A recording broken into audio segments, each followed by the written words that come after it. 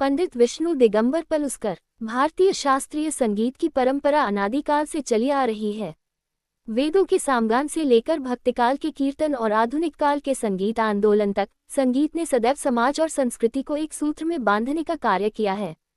इसी परंपरा में एक महान विभूति का नाम है पंडित विष्णु दिगंबर पलुस्कर। उन्होंने न केवल शास्त्रीय संगीत को नई दिशा दी, बल्कि उसे राजदरबारों से निकालकर आम जनता के बीच पहुंचाया। आज हम उनके जीवन परिचय, साधना और योगदान पर विस्तार से विचार करेंगे।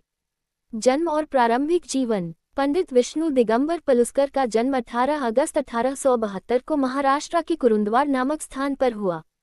उनके पिता पंडित दिगंबर गोपाल पलुस्कर संस्कृतज्ञ और हरिकथा कीर्तन के प्रसिद्ध गायक थे। धार्मिक वातावरण में जन्म लेने के कारण पलुस्कर जी के भीतर बचपन से ही संगीत और अध्यात्म के संस्कार थे। दुर्भाग्यवश बाल्यकाल में ही एक दुर्घटना में उनकी आंखों की रोशनी चली गई। ये घटना उनके लिए जीवन का बड़ा आघात थी, परंतु इसने उनके मनोबल को तोड़ा नहीं, बल्कि और भी दृढ़ बना दिया। उन्होंने संकल्प लिया कि वे संगीत के माध्यम से जीवन का अर्थ खोजेंगे और समाज की सेवा करेंगे। शिक्षा और संगीत साधना। प्रारंभिक शिक्षा घर पर ही हुई। 15 वर्ष की आयु में वे ग्वालियर पहुंचे और वहां उन्होंने ग्वालियर घराने के महान गायक पंडित बालकृष्ण बुआ इचलकरंजीकर से संगीत की शिक्षा प्राप्त की। ग्वालियर में रहते हुए पलुस्कर जी ने कठोर साधना की। स्वर शुद्धि, रागों की बारीकियां और आलाप की गहराई पर विशेष ध्यान दिया। उन्होंने संगीत को केवल मनोरंजन का साधन न मानकर इसे ईश्वर साधना का मार्ग समझा। संगीत प्रचार और कार्य। पढ़ाई पूरी करने के बाद उन्होंने निश्चय किया कि संगीत को केवल दरबारों और नवाबों राजाओं तक सीमित नहीं रखा जाएगा। 19वीं शताब्दी में संगीत मुख्यतः राजदरबारों और गणमान्य लोगों का विशेषाधिकार माना जाता था। आम जनता के लिए शास्त्रीय संगीत की शिक्षा दुर्लभ थी। इसी सोच को बदलने के लिए पलुस्कर जी ने 5 मई 1901 को लाहौर में गांधार महाविद्यालय की स्थापना की। ये भारतीय इतिहास में एक क्रांतिकारी कदम था। यहाँ व्यवस्थित रूप से पाठ्यक्रम बनाकर छात्रों को संगीत सिखाया जाने लगा। ये पहला अवसर था जब संगीत को औपचारिक शिक्षा के रूप में प्रस्तुत किया गया। उन्होंने संगीत प्रचार के लिए पूरे भारत में यात्राएं की। जगह जगह कीर्तन, भजन और संगीत समारोह आयोजित किए। उनकी गायकी में अध्यात्म और भक्ति का गहरा प्रभाव था। श्रोताओं पर उनका गायन जादुई असर करता था। महत्वपूर्ण योगदान। 1. संगीत का लोकतंत्रीकरण। पलुस्कर जी ने संगीत को राजदरबारों से निकालकर समाज की मुख्यधारा में लाया।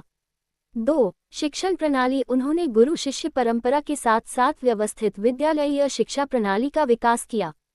3. भक्ति और राष्ट्रभक्ति का संगम। उन्होंने भजन, कीर्तन और राष्ट्रगीतों के माध्यम से जनता में आध्यात्मिकता और देशभक्ति की भावना जागृत की। 4. संगीत आंदोलन। उन्होंने शास्त्रीय संगीत को एक सांस्कृतिक आंदोलन का स्वरूप दिया, जिससे आने वाली पीढ़ियां प्रेरित होती रहीं।